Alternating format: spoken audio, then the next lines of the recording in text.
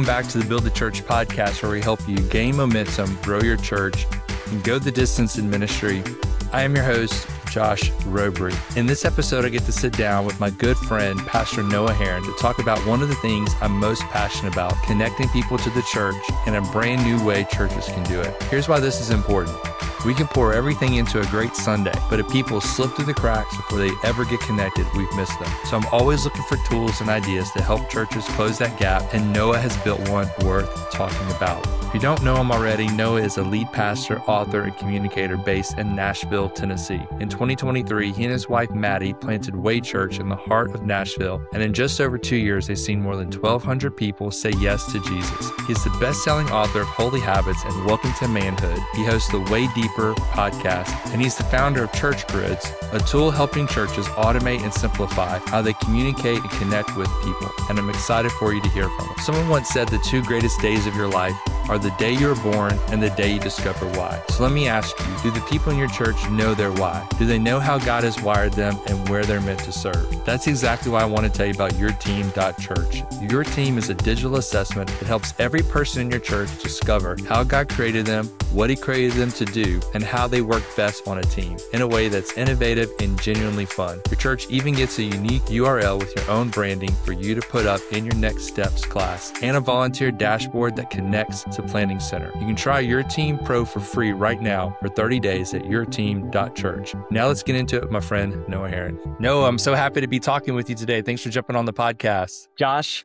you're the best. It's an honor. Thanks for having me. Well, this is your third episode on my podcast, so I think you get a special trophy or something. I can't believe you asked a third time. I'm very grateful. Before we get started, how are you feeling about the Georgia Bulldogs? You know, Josh, I'm feeling pretty confident. I would say that I am a little frustrated with the state of college football at the moment.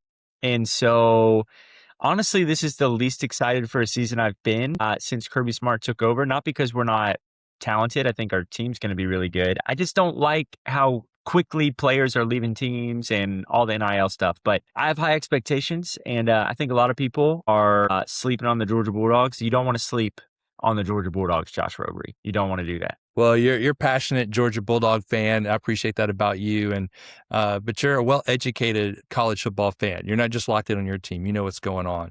And so I always appreciate that about you and think about you. Not to say that I'm cheering for the Bulldogs, because now they're so good, I don't really cheer for them that often. But I do think about you every time I see them run out in the field. So tell us a little bit about what's happening with Way Church right now and what you're excited about. We are launching our second location this September, which is just crazy. I'm very, very excited, proud of our team. We hired a campus pastor and his wife. They've been crushing it, doing they went through an ARC church plant training. And, I met them. They're awesome. They're amazing. We're 2.5 months out from the launch, and they're almost to 100 adults on their launch team of their campus, which we're really excited about. They've been doing all the interest parties and stuff.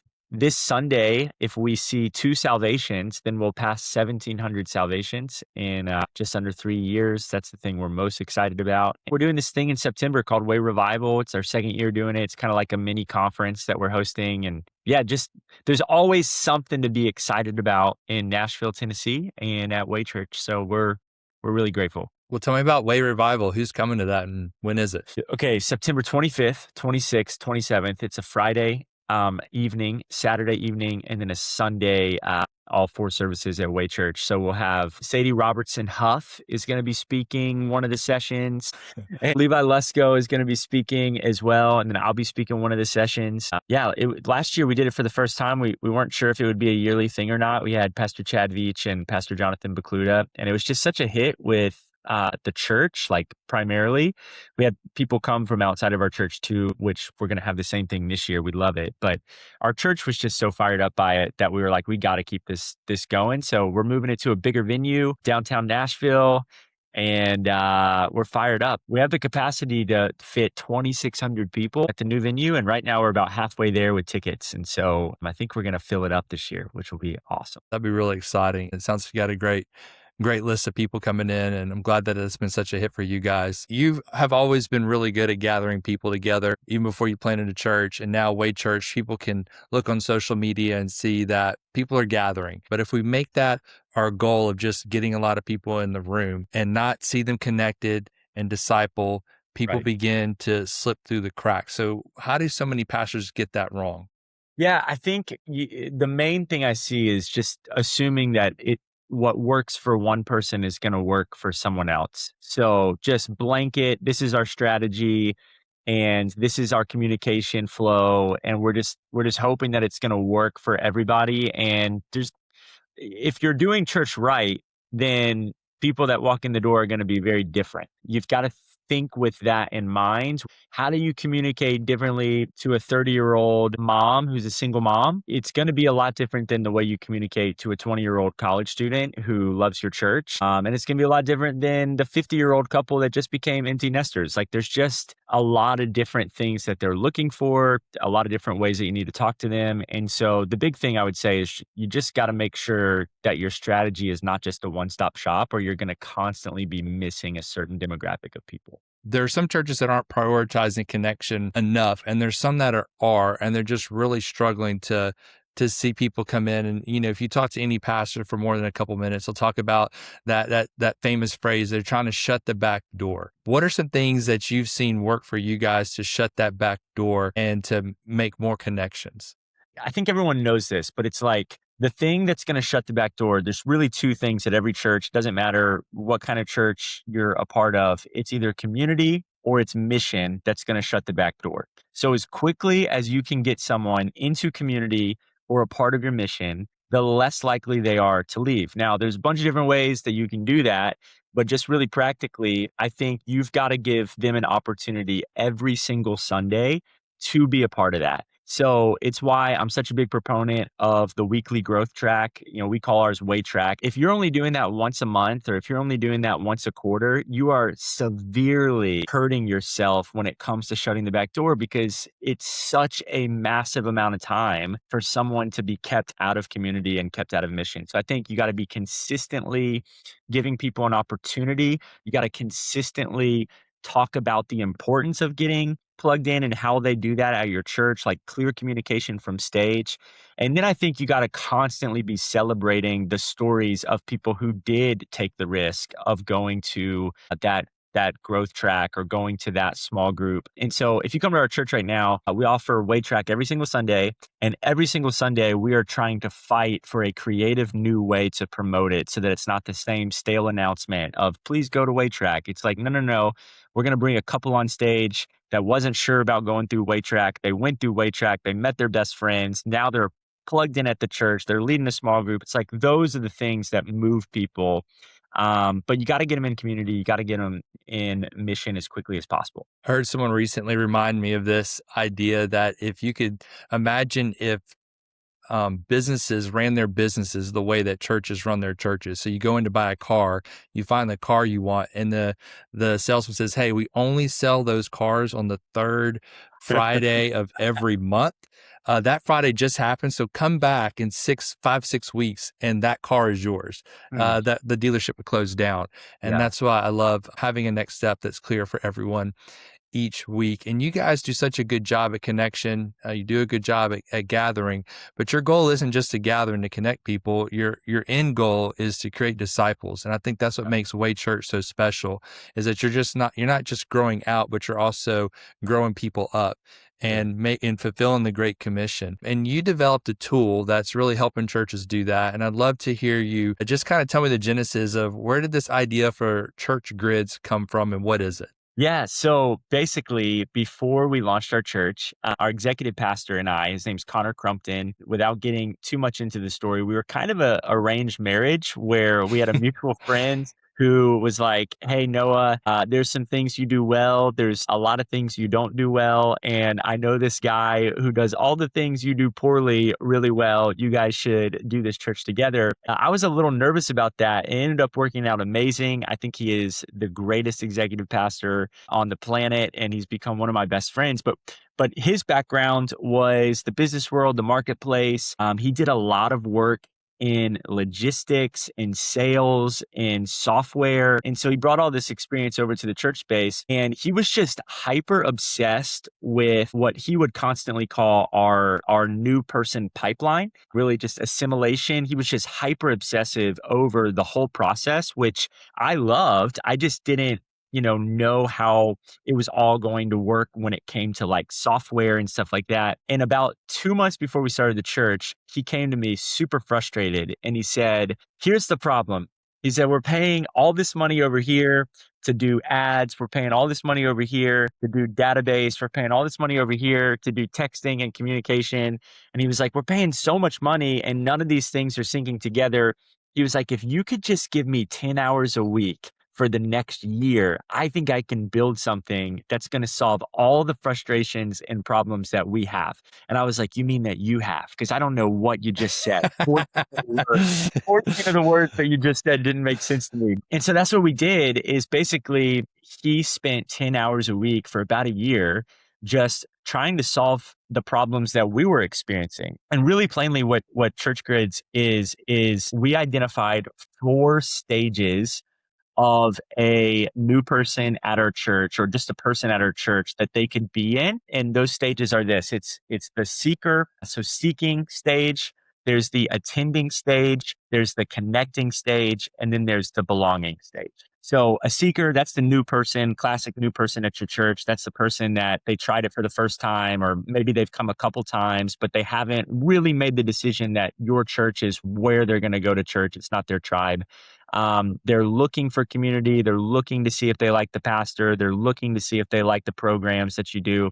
Then there's the attending. It's like, hey, I am going to start going to Way Church, but I haven't really made any commitment outside of I'm going to come to Sundays 1.7 times a month. I'm in the seat. I vibe with it, but I'm really not taking a next step. Then there's the connecting stage, which is, hey, I'm going to go to Way Track. I'm interested in what you have to say. I think that I want to take a next step. I've made a couple friends. I came to something outside of a Sunday, whether that was I attended a Way group or I attended a serve day, I attended Way revival, whatever it is. There's been a next step taken. And then there's the belonging. And for us, we're constantly tweaking the connecting and the belonging at our church as far as what that qualification is. But for us now in this season of our life, our church's life, someone who is belonging, they're either serving regularly once every 6 weeks at our church is what we define as regularly. They're serving at least one time every 6 weeks. They're attending a small group regularly. And then the third one is they're regularly giving. So if they meet one of those criteria, it's like, okay, if they're serving, that means they belong here because they're on a team. They're here every week, whatever. If they're in a group, our groups are hyper relational. They're extremely deeply rooted in community. They belong if they're regularly attending a group. And then finally, if they're giving, it's like, well, where your treasure is, your heart will be also. And so their heart's clearly in this. And so we identified these stages. And basically what we started this conversation with of like, hey, you got to watch out how you communicate to different people. That's exactly what Church Grids does. Is it allows us to communicate to these different stage people in very different ways, offer them very different next steps, and even offer them different types of communication where they're getting videos from Maddie and I as a first-time guest saying, we're so excited that you're here. Here's a little bit about our church. We're honored that you would try us out. In the belonging stage, it feels a lot more like a family group text, hey, it's Pastor Noah and Maddie, just appreciate you serving today at church. It's different communication for different types of people. Man, I wish I would have heard you explain it to me that way the first time I heard about Church Grids, because to be honest with you, I thought you were saying church grits. And I just figure you were really leaning into the whole Southern thing. And you just felt that there's a double meaning about being gritty, about connection, Southern food, Georgia, Tennessee, Tampa, but it's grids. It's 4 grids, and it's absolutely genius. Thank you, man. Yeah, we're super pumped. It's we started it because it just solved the problems that we were facing. It does a lot more than communication, but that was kind of the first problem that it solved for us. And then we started having churches come visit us to see, what God was doing, or they just want to come by and see how we do different things. And we would tell them, oh yeah, like they would ask, what do you do for ads? Or what do you do for email marketing? Or what do you do for automated, kind of pipeline assimilation stuff? And we'd be like, oh, well, we use church grids. And they'd be like, what is that? And we're like, oh, well, we built it. And then after about 20 people saying, could we use it? We finally decided, okay, let's make this into something that other churches could use. And I think we have 32 or 33 churches that are now using it, which is pretty awesome. So not every church has someone like Connor that can come in and figure all this out. A lot of times, it's a pastor trying to figure out preaching, meeting with people, and then doing this connection thing at the same time. So how does this help that pastor be able to manage this area of his church better? Yeah, I think that's really the reason we decided to make this into something that other people could use, because we were thinking about 99% of churches where they don't have a Connor on staff who can build out solutions to their problems. And so it really is plug and play, just what it offers. And then I'll kind of talk about like how this is a game changer for that pastor. Is it offers everything from Facebook and Instagram ad integration. So if you're running ads at your church to try to get first-time guests, it does all that for you. It keeps track of contact records. It makes it really clear. It shows you how many times they've texted, how many times they've emailed, how many times they've signed up for, whatever groups you have or whatever events that you're offering. It's a complete email marketing suite. It stores unlimited contacts. There's a mobile app. There's automated church engagement templates. So if you're doing like a baptism Sunday, like we've built out, hey, 7 days out from baptism Sunday, this is the video that you need to record and drop here. This is the text message that's going to go out 3 days before. This is the text message that's going to go out to the person that didn't show up, that signed up to be baptized. We've kind of built it all out so that it really is plug and play, and that pastor might be thinking about those things for 30 minutes a week versus not having anything to offer in those areas. And so it's a game changer. If we didn't have Connor on our staff, I would be using this and very relieved, because those things stress me out a lot. I don't know how any of it really works. And he's just done an amazing job of making it simple for people. Well, it sounds like it's a turnkey communications and connection platform for pastors. Exactly. You just said it so much more clear than I did the first 23 minutes of this podcast.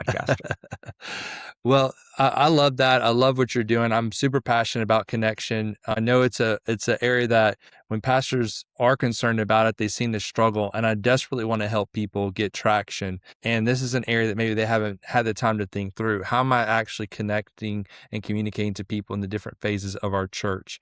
Do you have any stories that you've heard from churches of this going well and this helping them out? Yeah. I mean, what's crazy is we knew that this was going to help the churches of like less than 300-400 people, just because typically at a church of 300, you're very low on staff. You definitely don't have someone who can help you with ad integration or mass communication, stuff like that. But what's been really cool is the amount of large churches that are now using it and how it's working for them. Just recently, another ARC church that I've preached at a couple times up in Virginia, they've got 3 or 4 locations. They're in the thousands of people in attendance every Sunday. They're running it at each one of their locations, and they've trained all of their location pastors on how to run it, how to implement it. And they're constantly reaching out with, hey, we just went up by this percentage of conversions in our growth track. And, the executive pastor called me and was like, hey, before we started using church grids, we were measuring how many people would come through the door. They do the Highlands version of growth track. And we could see that we were roughly about 40% conversion as far as this is the amount of people that would sign up to join a group or to serve.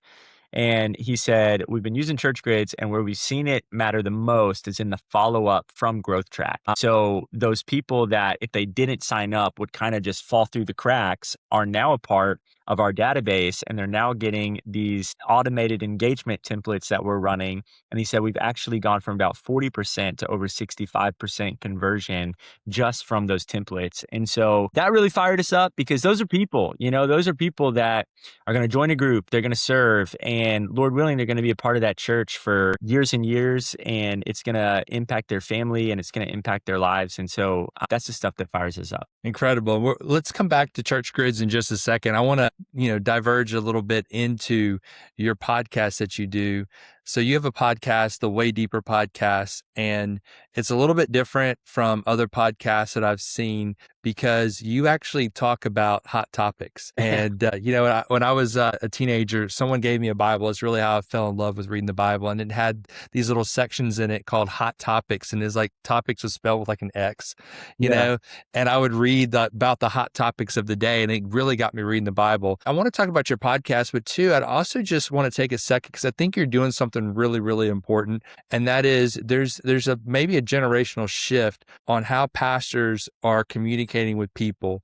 And you're kind of dealing with some of the hard things up front that maybe some people say, oh, you shouldn't talk about that. That's going to scare people away. Do you notice that you're doing that? And, what are your thoughts about that? Yeah, I think the philosophy on it differs from person to person. And I have so much admiration and respect for so many people who are approaching it in the complete opposite way. I think that there are really great biblical reasons to approach it in both ways. And it really just depends on your personal calling. But our church is so young. The average age attender is probably 26, 27 years old. And that generation of person, they are so hungry for clarity around what you believe, why you believe it, and why they should care. And so we were deciding on a podcast type. We knew we wanted to put something out for the members of our church. That's really where it came from, was like, how can we disciple the people in our church well as the church continues to grow past what, I can have in my living room. And so we started talking about ideas, and really like the idea for cultural topics came from me feeling jealous of sports podcast. So sports podcast, I don't know if you've ever thought, I'm sure you've thought about this, Josh, but I'm sure that there's plenty of people who aren't as into sports who've never thought about this, but they're like, sports podcasts never run out of content. They never have to go come up with something to share because they're just reacting to what already happened. They're just giving takes based off of their perspective, their sports view. And so they're not sitting in a room and having to write content for 3 hours before they record the podcast. And I just told our team, I was like, hey, I think this podcast is going to fail if this becomes another sermon I've got to write every week. I just think it's going to fail. And then I said, and I also think that the people in our church, what's going to move the needle the most in their life is teaching them how to react to cultural things, because many times the church is pretty silent on the cultural things and the world is pretty loud on the cultural things. And so what if we just reacted to a bunch of these things and tried to give a biblical perspective on it? And so it kind of went hand in hand with feeling like we need to be more clear on issues too in the church. And so here's my whole philosophy on it. We could get 5 years down the road and I could look like a total fool for this, but currently this is what I feel led by the Lord to do. It's to be really clear and say, hey, we put our statements of faith on the website for anybody to see. So if you want to know what we believe about any of the hot button issues, they're there. And the reason we're doing this is because the 26-year-old typically is not going to come to church, go to church for a year, and then find out what you believe about homosexuality or about money or about any of these other things. They're not going to find out about it a year down the road and be like, aha, okay, I'm in now. They're not going to do that. So what they want, even the ones who maybe disagree with us, they actually respect that we are willing to tell them up front, this is what we believe. And by the way, if you disagree with us, you're absolutely welcome here. It changes zero as far as you being welcomed at our church. We just want you to know, because we believe it's loving, that clearly this is what we believe, and this is the kind of church that we are. And it's been received really, really well. And so we're going at the issues in the most clear and loving way that we can. And the main reason we're doing that is because Gen Z has a very low biblical literacy rate, and they're asking the question. They want to know what the Bible says because they don't know, and we're trying to answer it. Well, I'm so glad that you're doing it. I love your approach to it. I think it's so important for those issues to be talked about, for people to hear the other side of the story instead of saying, hey, get to know me for a year and then I'll tell you the reality about that. And I just wanted to take some time on this episode and tell you thank you for doing that. Like you said, every show has to take a theme, and my show's grown. It started with Believe Again, where I wanted to just kind of inspire people to think differently, to overcome challenges. And it's grown into where I'm like, I just want to live in the practical space because that's where my life is. I'm helping pastors every day, but I'm trying to serve pastors really well in this area. And so we stay really practical. And that's why I think having you on talking about church grids is so important. I think just pastors understanding those 4 grids is a teaching in and of itself. And so if someone's on the fence saying, hey, I don't know if I can spend money on that. I don't know if that's something that I need to invest in at this time. What is something that you would tell them to get over that hump and a next step they would take to get started with church grids? Yeah. So at the risk of sounding salesy, before I even sound salesy, let me just say it is severely underpriced. And we've done that very intentionally. It's because our heart is to help as many pastors as possible. It's why there's so many churches of a couple hundred people that are using it. And now there's churches of thousands that are using it. It's because we made the price as cheap as we could possibly make it for people. That being said, it would be crazy to say something like, I want to get healthier physically this year, and to try to do that without investing time and money into it. I think it's also crazy to be like, we need to get better at assimilation at our church, or we need to get better at first-time guest communication at our church without also investing time and money into it. And so I just really, really believe in the product. I believe in the ROI. I think that you will immediately see results with it. We're constantly tweaking it. And the reason we're so passionate about it is we've seen firsthand how it's worked at our church. And I realize like what God is doing at our church, it feels amazing, like to see what God is doing, but there's a real practical like edge to our team. And it's not just we're hoping that we grow. Like we're really taking practical steps to try to constantly get better. And I think you'll see that in church grids of like, man, like this is not just a thing that works in downtown Nashville. This is a thing that could work in rural Kentucky too. And so I'd highly encourage pastors to try it. You can try it for a month, and if you hate it, stop using it. But I think you'll want to keep using it. Well, no, it's been so good to have you. You've been such a good friend to me. Way Church is just such a lighthouse for the gospel. And thanks for being on here today. It was an honor, man. Thanks for having me. So grateful for Noah for jumping on. I love that he's not just talking about connection, but he's actually built a tool to help churches do it. If any part of this resonated, go check out Church Grids at churchgrids.com and book a demo, and make sure you subscribe to Noah's Way Deeper podcast wherever you listen. If you've enjoyed this episode, I hope you go to wherever you get your podcasts and leave us a review to let people know that this show is making a difference. This episode was brought to you by YourTeam.Church. Your Team is a digital assessment platform churches use to connect volunteers to a team where they thrive. Your church gets a unique URL with your own branding to use right in your Next Step class, plus a volunteer dashboard that syncs with Planning Center. Help your people discover their why and their place on your team, and try the Pro Tier free for 30 days right now at YourTeam.Church. Thank you for joining me today. I can't wait for you to be here next time. Until then, keep building and believing strong.